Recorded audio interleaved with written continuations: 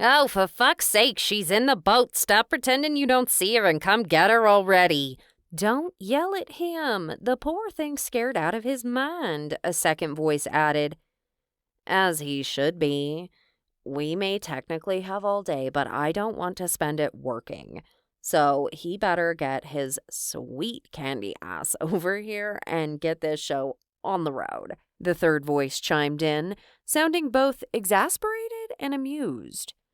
Samantha lifted her head, looking over the edge of the small boat she had been lounging in at the word hymn. It was indeed a hymn, a very good hymn, but not the one she wanted to see. The hymn from last night, now, that had been a man. This man was a good one, but he belonged to her sister. She gave him a little waggle of her fingers as he made his way over to her. From the corner of her eye, she could see the three women that had been chatting, watching his approach. One wore a bathing suit made from a few dozen scarves artfully arranged to showcase the burn scars on her arm. The second had swirling tattoos and piercings to match her all-black one-piece suit.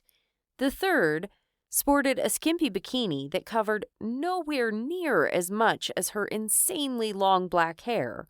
The hungry cougars were eyeing up a meal as they laid back in the sand, mostly shaded by a huge umbrella.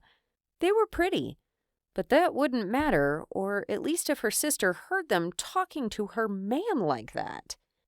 Terry looked good for a man that wasn't the one she wanted to be here right now, at least. A ridiculous Hawaiian shirt that didn't match his white cargo shorts or leather fanny pack hung open, leaving his toned chest and abs on display, and his handsome face held just enough of a scowl to be attractive without looking peevish. He ignored the cougars staring him down as if they didn't exist to him. Instead, he waved to her, smiling and striding over to the boat. "Hey, Sam, you okay?" He leaned forward as he spoke, his deep, rich voice right at home with the waves of the beach. One of his eyebrows rose as he looked her up and down, seeming to be amused at the lopsided smile she flashed him in answer. "Sam, are you still drunk?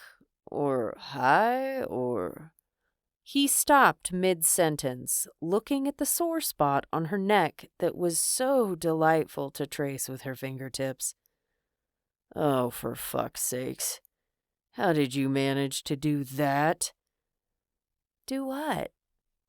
Sam responded in a dreamy haze. Terry didn't answer, instead using his phone to take a picture and typing something before looking her up and down. With a squeak of dismay, he reached down to try and lift her up, but her bones refused to solidify, and she slithered back into the bottom. "Yeah. Hey, sweetheart, let's go back to the hotel, huh? Your sister's gonna want to know all about him." His voice was entirely too high and full of barely contained mirth, like a dad who just found their kid covered in peanut butter. "Can't. Gotta find him. Not done with him yet. And he has my shoes." Okay, sweetie, what's his name? I'm sure he's trying to find you." Good boy?" Sam responded, not entirely sure why something as trivial as a name mattered. They did have to find him, though. He had started something that she was aching to finish several times over. "I'm sure he is a very good boy, and I would love to use that little nickname every chance I get for the rest of our lives, but what's his government name?" Sam stared blankly into Terry's eyes, watching the amusement drain slightly before he spoke again. "Phone number?" Sam shook her head no. "For the love of fuck, you have to know something about this guy."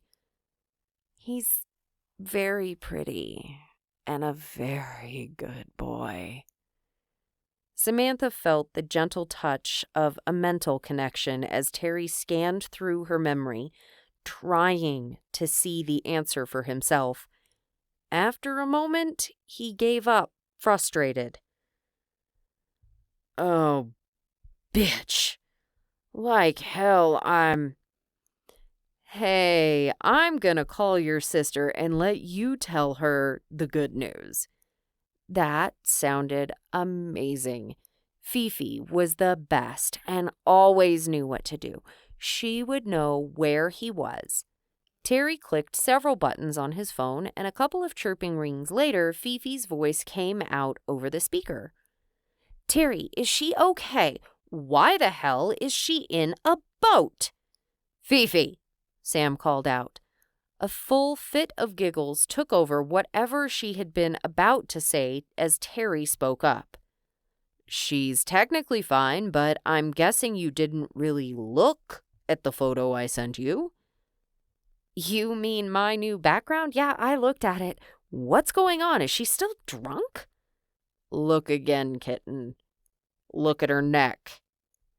There was a moment of silence, followed by an ear-piercing shriek from Fifi. Oh my god, oh my god, oh my god, Terry!